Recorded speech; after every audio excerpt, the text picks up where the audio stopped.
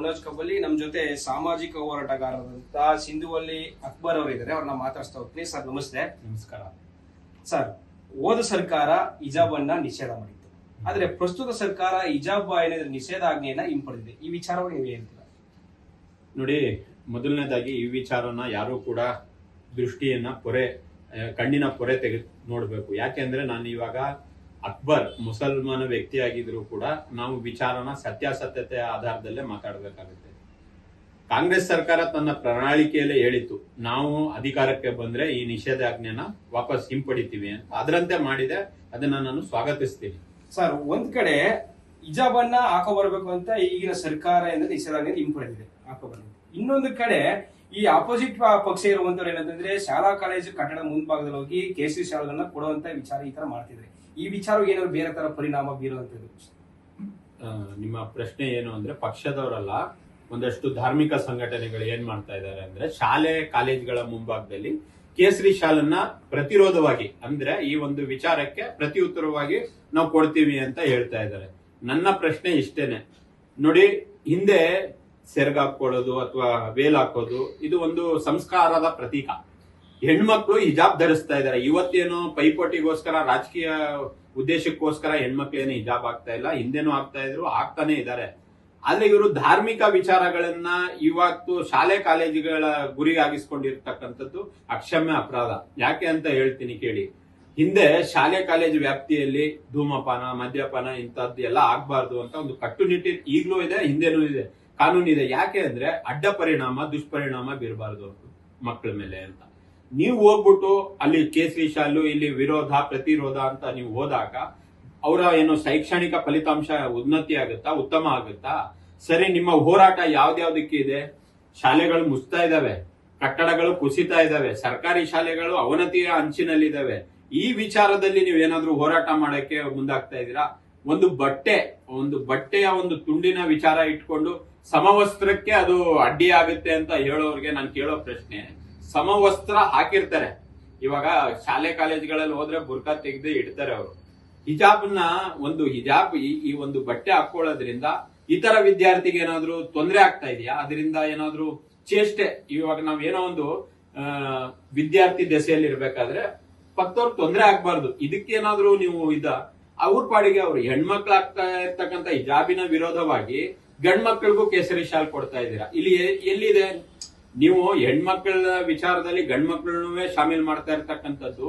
ಇನ್ನೊಂದು ನಾನು ಬಹಳ ಸ್ಪಷ್ಟವಾಗಿ ಹೇಳ್ತೀನಿ, ಶಾಲೆ ಕಾಲೇಜುಗಳು ಎಲ್ಲಕ್ಕಿಂತ ಮೀರಿದಂತ ಒಂದು ಬಾಂಧವ್ಯ, ಸ್ನೇಹ ಇರ್ತಕ್ಕಂಥ ಜಾಗ. ಅಲ್ಲೂ ನೀವು ಈ ದ್ವೇಷದ ಬೀಜನ ಬಿತ್ತೋಕ್ ಹೋಗಿರೋಂಥದ್ದು ಎಲ್ಲೋ ಒಂದ್ ಕಡೆ ಮುಂದೆ ಈ ಸಮಾಜ ಎಲ್ಲಿಗೆ ಹೋಗುತ್ತೆ ಅನ್ನೋದನ್ನೇ ಆತಂಕ ವ್ಯಕ್ತಪಡಿಸ್ತಾ ಇದೀವಿ.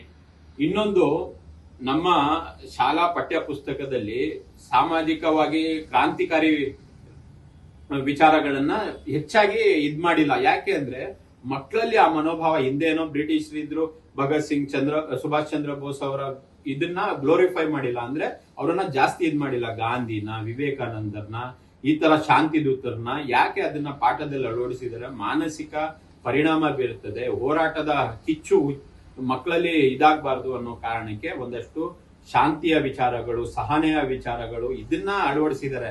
ಅಂತಹ ಒಂದು ಜಾಗದಲ್ಲಿ ಹೋಗ್ಬಿಟ್ಟು ನೀವು ಸಂಘರ್ಷ ಮಾಡಿ, ಹೋರಾಟ ಮಾಡಿ, ಯಾವ ವಿಚಾರಕ್ಕೆ ಹೋರಾಟ ಮಾಡಬೇಕು? ಸಮಾಜ ಕಟ್ಟಕ ಅಥವಾ ನೀವು ಶಿಕ್ಷಣದಲ್ಲಿ ಕ್ರಾಂತಿ ತರಕ? ನಿಮ್ಮ ಹೋರಾಟದ ಉದ್ದೇಶ ಆದ್ರೂ ಏನು?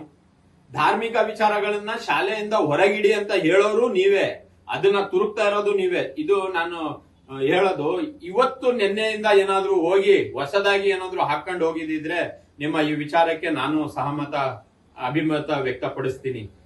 ನೀವು ಕ್ರಿಯೇಟ್ ಮಾಡಿರೋದು ನಿಮ್ಮ ಆಡಳಿತದ ಅವಧಿಯಲ್ಲಿ ಏನೂ ಇಲ್ಲದೆ ಇದ್ದಾಗ ನೀವು ಹೋದ್ ಸರಿ ಮೊಟ್ಟೆ ಎತ್ಕೊಂಡ್ರಿ, ಮೊಟ್ಟೆ ತಿನ್ನೋರು. ಆಹಾರ ಪದ್ಧತಿ ಅವ್ರವ್ರದ್ದು, ಮಕ್ಳು ತಿಂತಾರೆ, ಯಾರೋ ಬಾಳೆಹಣ್ಣು ತಿಂತಾನೆ, ಯಾರೋ ಮೊಟ್ಟೆ ತಿಂತಾನೆ, ಅದ್ರಲ್ಲೂ ನೀವು ಹಿಂಗೆ ಮಾಡಿದ್ರಿ. ನಿಮ್ಮ ವಿಚಾರಗಳನ್ನ ಹೊರಗಡೆ ಯಾರು ಒಪ್ತಾರೆ ಅವ್ರಿಗೆ ಒಪ್ಪಿಸಿ ಶಾಲೆ ಕಾಲೇಜ್ ತನಕ ತಗೊಂಡೋಗ್ಬೇಡಿ ಅಂತ ಹೇಳಕ್ ಇಷ್ಟಪಡ್ತೀನಿ. ಸರ್, ಕರ್ನಾಟಕ ಸರ್ಕಾರದಲ್ಲಿ ಕನ್ನಡ ಶಾಲೆಗಳು ಅಳಿವು ನಿಲ್ಲಿಸಿದೆ, ಈ ವಿಚಾರವಾಗಿ ಏನ್ ಹೇಳ್ತಾರೆ? ಅದನ್ನೇ ಹೇಳೋದು. ನೋಡಿ, ಹೋರಾಟ ಅಂತ ಮಾಡ್ತಾವ್ರಲ್ಲ ಅವರು, ಇನ್ನೊಂದು ವಿಚಾರ ನೋಡಿ, ಹೋರಾಟ ಮಾಡಿ ಅಲ್ಲಿ ಯಾರೋ ಬಡ ಮಕ್ಕಳು, ಯಾರೋ ಬಡ ವಿದ್ಯಾರ್ಥಿಗಳಿಗೆ ತಗೊಳ್ಳಿ ಶಾಲಾ ಹಾಕೊಳ್ಳಿ ಅಂತ ಆಗ್ತಾ ಇದಿರಲ್ಲ, ಹಾಕುವಂತ ವ್ಯಕ್ತಿಗಳು, ಆ ಸಂಘಟನೆಯ ವ್ಯಕ್ತಿಗಳು, ನಿಮ್ಮ ಮಕ್ಕಳು ಎಲ್ಲಿ ಓದ್ತಾ ಇದಾರೆ? ಅದೇ ಶಾಲೆಯಲ್ಲಿ ಓದ್ತಾ ಇದ್ರೆ ನಿಮ್ಮ ಮಕ್ಕಳಿಗೆ ಹಾಕಿ ಕಳಿಸಿ. ನೀವು ಅದನ್ನ ವಿರೋಧ ಮಾಡಕ್ಕೆ ನಿಮ್ಮ ಮಕ್ಕಳನ್ನು ಸಜ್ಜು ಮಾಡಿ. ಅದ್ ಬಿಟ್ಬಿಟ್ಟು ಯಾರೋ ಅವ್ರ ಅಪ್ಪ ಅಮ್ಮ ಎಲ್ಲೋ ಇರ್ತಾರ, ಏನ್ ಘಟನೆ ನಡೀತಾ ಇದೆ ಅಂತಾನೆ ಗೊತ್ತಿಲ್ಲ, ನೀವು ಅಲ್ಲಿ ಒಂದು ಕಿಚ್ಚಿನ ತರ ಹತ್ತಿರ. ಅದು ಏನೋ ವ್ಯಾಪಕವಾಗಿ ಅದರ ದುಷ್ಪರಿಣಾಮಗಳನ್ನ ಎದುರಿಸೋರು ಯಾರು? ಜಗಳ ಆಗಿ ಅಲ್ಲಿ ಏನಾದ್ರು ಅನಾಹುತಗಳ ಜರುಗಿದ್ರೆ ಹೊಣೆ ಯಾರು ಇರ್ತೀರಾ ನೀವು? ಮಕ್ಕಳಲ್ಲಿ ಜಗಳದ ಮನೋಭಾವ, ಸಂಘರ್ಷದ ಮನೋಭಾವ ಯಾರ ಮೇಲೆ? ನಾವೆಲ್ಲರೂ ಭಾರತೀಯರು, ಒಂದೇ ತಾಯಿಯ ಮಕ್ಕಳಂತೆ ಇರಬೇಕು ಅಂತ ಆಗಸ್ಟ್ 15 ಬಂದ್ರೆ, ಕನ್ನಡ ರಾಜ್ಯೋತ್ಸವ ಬಂದ್ರೆ ನಾವು ವೇದಿಕೆಯ ಭಾಷಣದ ಅಂಶ ಏನು ಅಂದ್ರೆ ನಾವೆಲ್ಲರೂ ಒಂದೇ, ನಾವು ಸಮಾನರು, ಭಾರತೀಯರು ಅಂತ ಹೇಳ್ತೀರಾ. ಇಲ್ಲಿ ಒಡಕ್ ಮೂಡಿಸ್ತಾ ಇರೋದು ಯಾರು? ನನ್ನ ಪ್ರಶ್ನೆ, ಯಾಕೆ ಇಂತರ ಒಡೆದಾಳುವ ನೀತಿನ ಅನುಸರಿಸ್ತಾ ಇದೆ? ಅವ್ರಿಗೆ ಬೇಕಾಗಿತ್ತು ಹಿಂದೆ ಮಾಡಿದವ್ರಿಗೆ, ಅದು ಅಲ್ಲಿಗೆ ಸ್ಟಾಪ್ ಆಯ್ತು. ಹೋರಾಟ ಮಾಡಿ ಸ್ವತಂತ್ರ ಪಡ್ಕೊಂಡು ಸಂವಿಧಾನ ಧರ್ಮ ನಿರಪೇಕ್ಷತೆ, ಸರ್ವಧರ್ಮ ಸಮನ್ವಯತೆ, ಜಾತ್ಯತೀತತೆ, ಭ್ರಾತೃತ್ವ ಭಾವನೆ, ಈ ತರದ್ ಎಲ್ಲಾನು ಅಲ್ಲಿ ಅಳವಡಿಸಿದ್ದಾರೆ. ಆ ನಿಟ್ಟಿನಲ್ಲಾದ್ರೂ ಯೋಚನೆ ಮಾಡಿ, ಸಂವಿಧಾನದ ಅಂಶಕ್ಕೆ ಬೆಲೆ ಕೊಡಿ. ಇದನ್ನ ಹೇಳ್ಬೇಕಾದ್ರೆ ಬಹಳ ಇದ್ರಲ್ಲಿ ಹೇಳ್ಬಿಡ್ತಾರೆ, ಕಾನೂನು ಇವ್ರಿಗೆ ಇಲ್ವಾ? ಮುಸ್ಲಿಮ್ಸ್ ಅವರು ಬೇರೆ, ಹಂಗಿದ್ರೆ ಆ ರಾಷ್ಟ್ರಕ್ಕೆ ಹೋಗ್ಲಿ, ನೀವು ಯಾಕೆ ಆ ಪದ ಎಲ್ಲ ಯಾಕೆ ಬಳಸ್ತೀರಾ? ನಾವು ಇದೇ ಮಣ್ಣಲ್ಲಿ ಹುಟ್ಟಿದೀವಿ, ಇಲ್ಲೇ ಇರ್ತೀವಿ. ನಾನು ಅಂದ್ರೆ ಹೇಳ್ತಾ ಇರೋದು ಎಲ್ಲಾರು. ಇವಾಗ ವಿಚಾರ ಇಷ್ಟೇನೆ, ನೀವು ಹೆಣ್ಣು ಮಕ್ಕಳ ಎಲ್ಲೋ ಒಂದು ಖಾಸಗಿ ಶಾಲೆಗಳಿಗೆ ಹೋಗಿ ಮಿಡ್ಡಿಗಳು, ಹೆಣ್ಮಕ್ಳ ಬಟ್ಟೆಗಳು ತುಂಡಾಗ್ತಾ ಇದಾವೆ ಅನ್ನೋದಕ್ಕೆ ಹೋರಾಟ ಮಾಡಿ, ಇನ್ನೊಂದ್ ಸ್ವಲ್ಪ ವಸ್ತ್ರನ ಜಾಸ್ತಿ ಹಾಕಕ್ಕೆ ಒತ್ತಾಯ ಮಾಡಿ. ಅದ್ರಲ್ಲೂ ಒಂದು ಬೆಲೆ ಇದೆ. ಹಾಕೊಂಡಿರ್ತಕ್ಕಂಥ ಬಟ್ಟೆನ ತೆಗೀರಿ. ಇದು ಯಾವ ಹೋರಾಟ? ಇದಕ್ಕೇನಾದ್ರೂ ಅರ್ಥ ಇದೆಯಾ? ಇದರಿಂದ ಸಮಾಜಕ್ಕೆ ಆಗ್ತಕ್ಕಂಥ ಲಾಭನಾದ್ರೂ ಹೇಳಿ. ಇದರಿಂದ ಹೋಗ್ಲಿ ಉತ್ತಮ ರಿಸಲ್ಟ್ ಬರುತ್ತಾ ಶಾಲೆ ಕಾಲೇಜಲ್ಲಿ ನೀವು ಮಾಡ್ತಕ್ಕಂಥ ಹೋರಾಟದಿಂದ? ಹಾಗೆ ಮಾಡಿ. ಮತ್ತೆ ನಿಮ್ಮ ಮುಖ್ಯವಾದ ಪ್ರಶ್ನೆ ಅಳಿವಿನ ಅಂಚಲ್ಲಿದೆ. ನಾನು ಇಷ್ಟೆಲ್ಲ ಶಾಲೆ ಕಾಲೇಜ್ಗಳ ಬಗ್ಗೆ ಮಾತಾಡ್ಬಿಟ್ಟು ನನ್ ಮಗನ್ನ ತಗೊಂಡು ಖಾಸಗಿ ಶಾಲೆ ಇದ್ರೆ, ಬಸವಣ್ಣಂದು ಒಂದು ಮಾತಿದೆ, ನುಡಿಯೊಂದು ಪರಿ ನಡೆಯೊಂದು ಪರಿ, ಅಂತರಂಗ ಶುದ್ಧವಿಲ್ಲದಿದ್ದರೆ ಮೆಚ್ಚನು ಪರಮಾತ್ಮ ಅಂತ. ನಾನು ಎಲ್ಲೋ ನಡೀತದೆ ಅಲ್ಲಿ ಹೇಳ್ಬಿಡ್ತೀನಿ, ಮಾಡೋದೆಲ್ಲ ಮಾಡ್ತೀನಿ ಅಂತ. ಅದೇನೋ ಮನೆ ಮುಂದೆ ಹೇಳೋದೆಲ್ಲ ಅನಾಚಾರ, ಮನೆ ಮುಂದೆ ಬೃಂದಾವನ ಅಂತ, ಮಾಡೋದೆಲ್ಲ ಅನಾಚಾರ, ಮನೆ ಮುಂದೆ ಬೃಂದಾವನ ಅಂತ ಗಾದೆ ಮಾತಿದೆ. ನಾವೆಲ್ಲರೂ ಪರಿಪಾಠ ಒಂದನ್ನ ಅರ್ಥ ಮಾಡ್ಕೋಬೇಕು. ನಾವು ಸಮಾಜಮುಖಿ ಚಿಂತಕರಾಗಿದ್ದಿದ್ರೆ ಬಹುಶಃ ನಾವು ಇವತ್ತು ಈ ಮಟ್ಟದಲ್ಲಿ ಶಾಲೆ ಮುಚ್ತಾ ಇದ್ದೇವೆ. ಕ್ಲಾಸ್ ರೂಮ್ ಇಂದಲೇ ಛಾವಣಿ ಬೀಳ್ತು. ಇಲ್ಲೇ ಮೈಸೂರಲ್ಲಿ ಎಲ್ಲೋ ವಿದ್ಯಾರಣ್ಯಪುರಂ ಹತ್ರ ಇರೋತಕ್ಕಂಥ ಶಾಲೆ. ಯಾವತ್ತಾದ್ರೂ ಹೋಗಿ ಒಳಗಡೆ ವಿಸಿಟ್ ಮಾಡಿದೀರಾ? ಅಲ್ಲಿನ ಕ್ಲಾಸ್ ರೂಮ್ ಹೇಗಿದೆ? ಎಷ್ಟೋ ಕಡೆ ಶೌಚಾಲಯ ಎಲ್ಲ ಹೆಣ್ಮಕ್ಳು ಬಯಲಲ್ಲಿ ಹೋಯ್ತಾ ಇದ್ದಾರೆ. ಇವತ್ತು ಶಾಲೆ ಕಾಲೇಜುಗಳಲ್ಲಿ ಅತ್ಯಾಚಾರ ಪ್ರಕರಣಗಳು ಬೆಳಕಿಗೆ ಬರ್ತವೆ. ಇಂಥ ವಿಚಾರದಲ್ಲಿ ಹೋರಾಟ ಮಾಡಿ ಸಮಾಜಮುಖಿ ಚಿಂತಕರಾಗಿ, ಅದನ್ನ ಬಿಟ್ಬಿಟ್ಟು ಧಾರ್ಮಿಕ ವಿಚಾರ, ಇದು ಧರ್ಮನೂ ಹೇಳಲ್ಲ.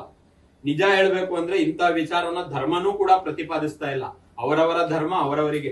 ಇದು ಧಾರ್ಮಿಕ ವಿಚಾರ ಶಾಲೆ ಕಾಲೇಜಿಗೆ ತರಬಾರ್ದು ಅಂತ ಹೇಳೋ ಬಾಯೇ ಕೃತ್ಯದಲ್ಲಿ ತರ್ತಾ ಇದ್ದಾರೆ.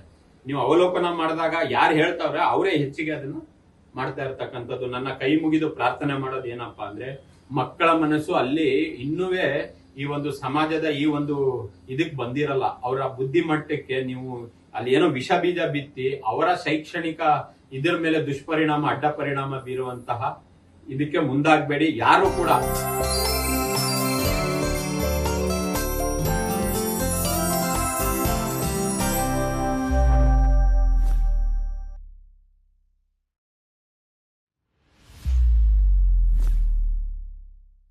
ಮುನೋಜ್ ಕಬ್ಬಲಿ